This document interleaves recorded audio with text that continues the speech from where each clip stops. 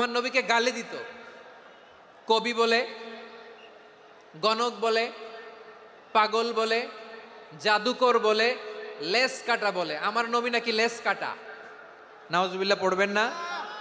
আমার নবী নাকি নির্বংশ, ওনার বংশ নাকি দুনিয়াতে টিকবে না। বলে মুহাম্মদ তোমার কোনো ছেলে সন্তান বেঁচে নাই, তোমার বংশ নির্বংশ হবে। আল্লাহ বলে ইন্না শানিয়াকা হুয়াল আবতার, আমার নবীকে যারা বলেছে নির্বংশ, ওরাই আসলে নির্বংশ, ওরাই পিতৃ পরিচয়হীন জারদ সন্তান। চিল্লায় বলো ঠিক কিনা?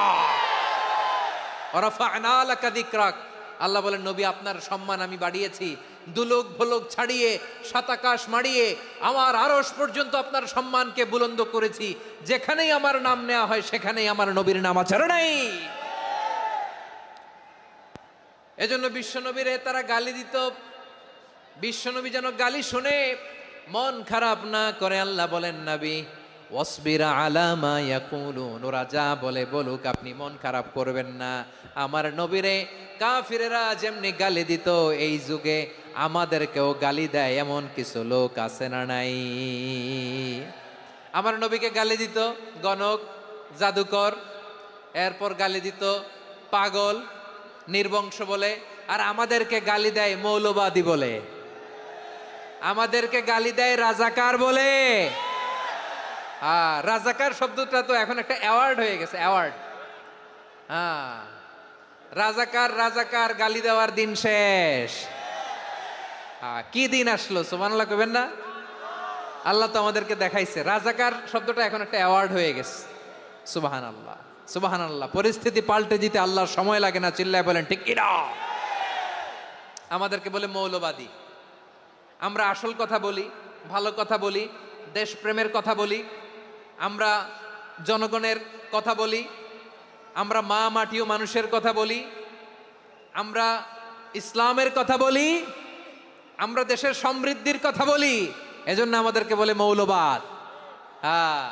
আবার আমাদেরকে বলে ধর্ম ব্যবসায়ী, আছে না নাই?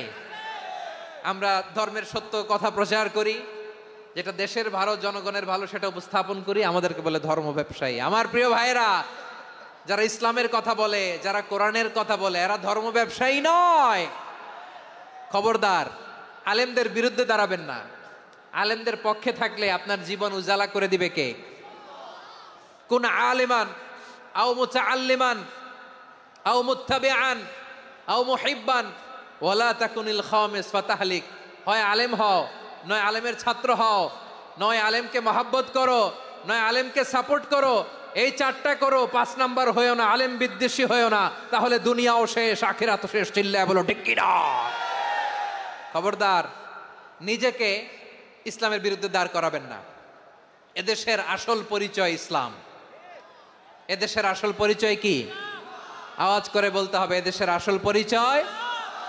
এদেশে আজান শুনে সূর্য ওঠে শহর গ্রামে, এদেশে আজান শুনে সূর্য ডোবে সন্ধ্যা নামে, এদেশে সকল কাজে সবাই বলে বিসমিল্লাহ, এদেশে ভালো কিছু দেখে শুনে হাসি মুখে সবাই বলে মাশা আল্লাহ, সুবহানাল্লাহ সুবহানাল্লাহ সুবহানাল্লাহ সুবহানাল্লাহ সুবহানাল্লাহ। ঠিক কিনা বলেন? ও নবীন তরুণ, তোমার কিসের এত ভয়? জেনে রেখো বাংলাদেশের আসল পরিচয়। এদেশের আসল পরিচয় ইসলাম। প্রিয় ময়মনসিংহ, গলা ফাটিয়ে বলো, এদেশের আসল পরিচয় কি? এদেশে পরস্পরে দেখা হলে দেয় সালাম, এদেশে আমজনতার হৃদয় জুড়ে পাক কালাম। ঠিক কিনা বলেন? এদেশে পরস্পরে দেখা হলে দেয় সালাম, এদেশে আমজনতার হৃদয় জুড়ে পাক কালাম, এদেশে খারাপ হলে সর্বজনে সর্বক্ষণে দোয়া পড়ে ইন্না লিল্লাহ সুবহানাল্লাহ সুবহানাল্লাহ সুবহানাল্লাহ সুবহানাল্লাহ। এদেশে আজান শুনে সূর্য ওঠে শহর গ্রামে, এদেশে আজান শুনে সূর্য ডুবে সন্ধ্যা নামে, এদেশে সকল কাজে সবাই বলে বিসমিল্লাহ, এদেশে ভালো কিছু দেখে শুনে হাসি মুখে সবাই বলে মাশা আল্লাহ সুবহানাল্লাহ। সবাই পড়েন সুবহানাল্লাহ সুবহানাল্লাহ সুবহানাল্লাহ সুবহানাল্লাহ সুবহানাল্লাহ সুবহানাল্লাহ সুবহানাল্লাহ। এদেশের আসল পরিচয় ইসলাম। চিৎকার করে বলতে হবে, এদেশের আসল পরিচয় কি? এজন্য রব্বুল আলামিন বলেন ওয়াসবির আলা মা ইয়াকুলুনা ওয়াহজুরহুম হাজরান জামিলা। ও নবী, ধৈর্য ধারণ করেন, ওরা যাই বলুক আপনি মন খারাপ করবেন না, ওদেরকে আপনি ইগনোর করেন, ওদেরকে দাম দেওয়ার দরকার নাই। ধৈর্যই আমাদের শক্তি, ধৈর্যই আমাদের সম্বল, ঠিক কিনা? আমার প্রিয় ময়মনসিংহবাসী, ধৈর্য এমন একটা গাছ, আমার দিকে তাকান, খেয়াল করে শুনেন, জরুরি। ধৈর্য এটা এমন একটা গাছ, চারিদিকে কাটা কিন্তু ফলটা বড় মিষ্টি। ধৈর্য এমন একটা গাছ যে গাছের চারিদিকে কাটা কিন্তু এই গাছের ফল বড় মিষ্টি, সুমিষ্ট। ধৈর্য যদি ধরতে পারেন, এর ফলাফল দিব কে? আমরা 16 বছর ধৈর্য ধরছি না? এই ফলাফল আমাদেরকে আরশের উপর থেকে দান করেছে কে? বিপদ আসবে, জুলুম আসবে, একটু ধৈর্য ধারণ করবেন, ফলাফল পেয়ে যাবেন, ঠিক কিনা বলেন? এজন্য আল্লাহ বলেন সাবিরিনা সাবিরাতি, ধৈর্যশীল বান্দা বান্দীদেরকে আমি বড্ড পছন্দ করি।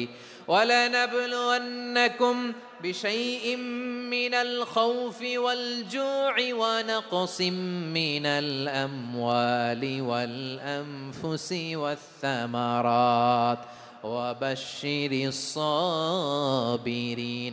আল্লাহ বলে এই জমিনে আমি ভয় দিয়ে, ক্ষুধা দিয়ে, জানমালের হানি দিয়ে, সম্পদ হানি দিয়ে পরীক্ষা করব। এই পরীক্ষায় সফল হবে তারা, ধৈর্য ধারণ করেছে যারা। ইন্নাল্লাহা মা'আস সাবিরিন, ধৈর্য ধারণকারীদের সাথে আল্লাহ আছে। ধৈর্য ধরতে হবে। ধৈর্য এমন গাছ যে গাছের চারিদিকে কাটা, ফলটা বড় মিষ্টি। বিশ্বনবী বলেন আজাবান লি আমরিল মুমিন আন্না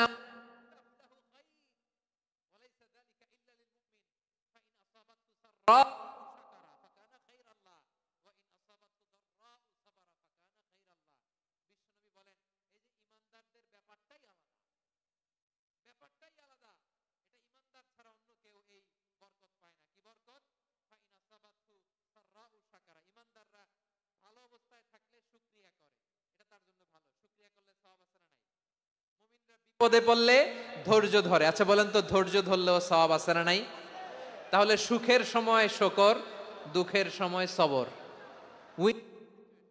আমাদের সারা জীবনে এই দুই আমল আছে না নাই? হয় আমরা শুকর গুজার হই, নয় সবর করি।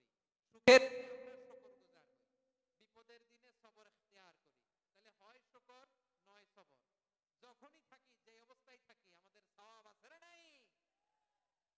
আবার আল্লাহর নবী আল্লাহর কাছে দোয়া করতেন, আল্লাহুম্মা জাআলনি শাকুরা ওয়া জাআলনি সাবুরা ওয়া জাআলনি ফি আইনি সাগীরা ওয়া ফি আ'য়ুনিন নাসি কাবীরা।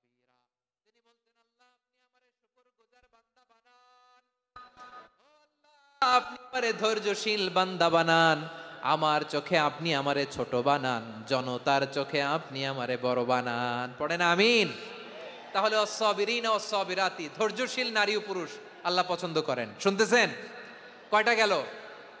1 নম্বরে মুসলিমিন মুসলিমাত, 2 নম্বরে মুমিনিন মুমিনাত, 3 নম্বরে কানিত কানিতাত, 4 নম্বরে সাদিকিন সাদিকাত, 5 নম্বরে সাবিরিন সাবিরাত, 6 নম্বরে আল খাশিঈন আল খাশিআত। মনোযোগ আছে না গেছে? আল খাশিঈন মানে বিনীত, যারা আল্লাহর কোন আদেশ অমান্য করার ভয়ে যাদের হৃদয়ে প্রকম্পন শুরু হয়ে যায়, আল্লাহর আদেশ না জানি লঙ্ঘন হয়, সবসময় হৃদয় কাঁপতে থাকে, হৃদয়ে থাকে খুশু। আল্লাহ বলেন কাদ আফলাহাল মুমিনুনাল্লাযীনা হুম ফি সালাতিহিম খাশিউন। সফল হয়েছে ওই ব্যক্তিরা যারা ঈমান এনেছে আর যারা নামাজের মুসল্লায় যখন দাঁড়ায় তারা বিনীতভাবে আল্লাহর সামনে দাঁড়ায়।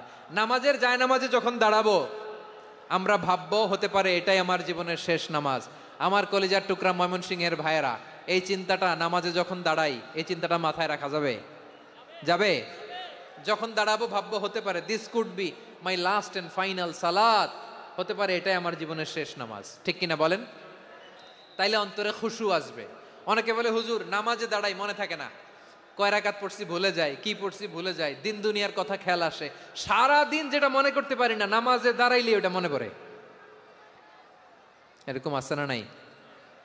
আমাদের ঢাকায় হয় এটা, আপনাদের ময়মনসিংহে এটা হয় না? না আপনাদেরও হয়? নামাজের মধ্যে সব কথা মনে পড়ে। এজন্য মনে করতে হবে এটাই হতে পারে আমার জীবনের শেষ নামাজ। খুশু, খুশু মানে হৃদয় এবং অঙ্গ প্রত্যঙ্গের স্থিরতা।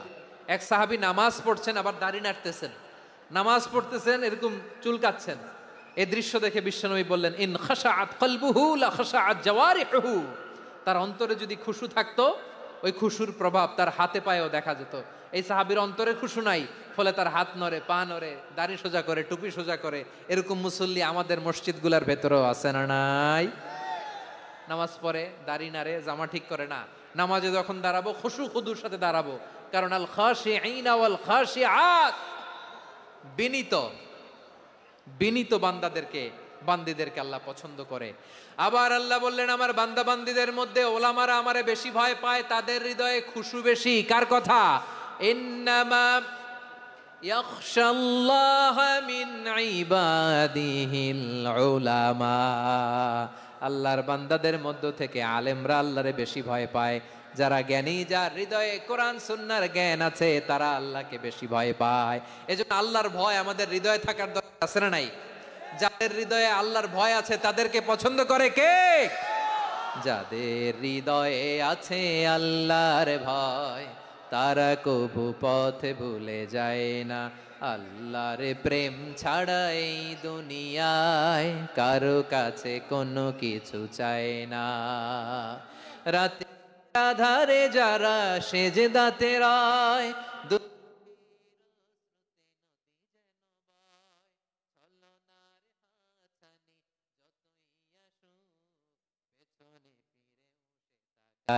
পড়েন সবাই, যাদের হৃদয়ে আছে আল্লাহর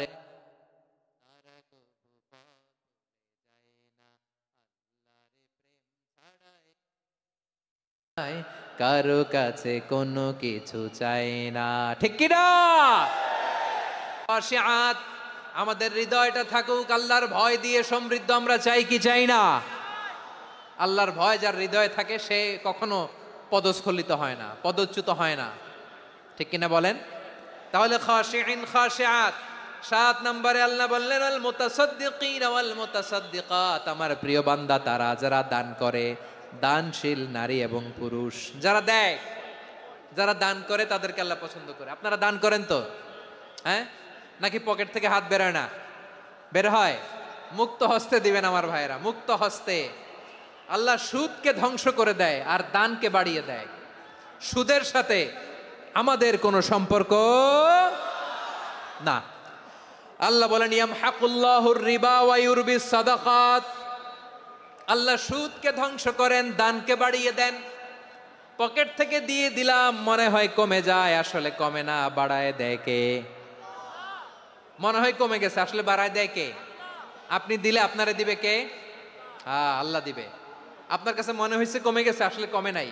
আল্লাহ বলেন, দানের দৃষ্টান্ত কেমন তোমরা জানো নাকি? মাসালুল্লাযীনা ইউনফিকুনা আমওয়ালাহুম ফি সাবিলিল্লাহি কামাসালি হাব্বা আম্বাতাত সাবআ সানাবিলা ফি কুল্লি সুমবুলাতিন মিআতু হাব্বা ওয়াল্লাহু ইউদাঈফু লিমান ইয়াশাউ ওয়াল্লাহু ওয়াসিউন আলিম। আল্লাহ বলেন, সম্পদের মায়া ছেড়ে তুমি যে মসজিদের দান বক্সে দান করো, তুমি যে মাহফিলের এই অনুষ্ঠানে দান করো, তুমি যে গরিবের হাতে টাকা তুলে দাও, তোমার এই দানের দৃষ্টান্তটা হলো একটা চারা বীজের মতো। যেই চারা বীজ মাটিতে রোপণ করে দিলে 60টা শীষ গজায়, প্রতি শীষে হয় শত শস্য দানা। আল্লাহ যারে চায় তেমনি বাড়িয়ে দেয়, তিনি যাকে মন চায় তাকে প্রাচুর্যতা দেয়। সুবহানাল্লাহ, ওয়াসিউন আলিম। আপনি যে দান করেন এটার দৃষ্টান্ত চারা বীজের মতো, রোপণ করে দিলে এক বীজ থেকে 60টা শীষ গজায়। আমার ভাইয়েরা, বীজ রোপণ করলে শীষ বলেন না ময়মনসিংহ, এটারে কি বলে? শীষ। 7টা শীষ, প্রতি শীষে থাকে শত শস্য দানা।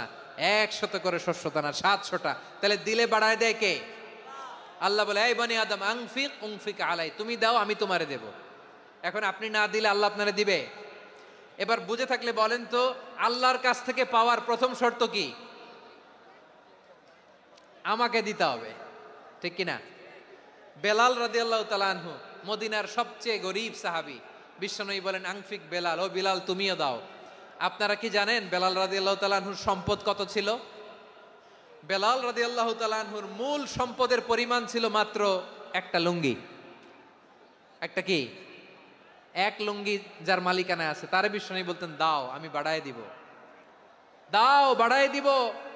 আরশের অধিপতির কোনো কমতি নাই। আল্লাহ বলেন তোমাদের গোটা পৃথিবীর সব মানুষের যার যেটা লাগে সবও যদি দিয়ে দেয়, আমি আল্লাহর ধন ভাণ্ডারের 1 ইঞ্চিও কমবে না। চিল্লায় পড়েন আল্লাহু আকবার। এজন্য আল্লাহ বললেন মুতাসাদ্দিকিন ওয়াল মুতাসাদ্দিকাত, দানশীলদেরকে আমি ভালোবাসি। 60টা চলে গেল। 8 নম্বরে আল্লাহ বললেন ওয়াস-সাইমিন ওয়াস-সাইমাত, রোজাদারদেরকে ভালোবাসি। আজকে রোজা রাখছেন? হ্যাঁ রাখছেন না? মাশাআল্লাহ মাশাআল্লাহ। সিয়াম পালন করবেন, সিয়ামের সওয়াব আল্লাহ নিজ হাতে দেবেন। সেই স্টপ স্টপ, সামনে আসবেন না, স্টপ, পেছনে পেছনে পেছনে। আচ্ছা শেষ করে দিচ্ছি। 8 নম্বরে রোজাদারদেরকে আল্লাহ ভালোবাসেন, রোজাদার নারী ও পুরুষ। 9 নম্বরে হাফিযিনা ফুরুজাহুম ওয়াল হাফিযাত, যারা লজ্জাস্থানের হেফাজত করে, দৃষ্টির হেফাজত করে, অসংলগ্ন জায়গায় দৃষ্টি দেয় না, আল্লাহ তাদেরকে পছন্দ করে। সব শেষে ওয়াযাকিরিনা আল্লাহ কাসীরা ওয়াযাকিরাত, যারা সময় পেলেই আল্লাহর জিকির করে। চেয়েছিলাম মনটা ভরে আয়াতের পুরো তাফসীর করব, সম্ভব হচ্ছে না। এই 10টা বৈশিষ্ট্য আল্লাহ তাআলা বড্ড পছন্দ করেন। ইসলামের সব মৌলিক অনুষঙ্গ এখানে চলে এসেছে।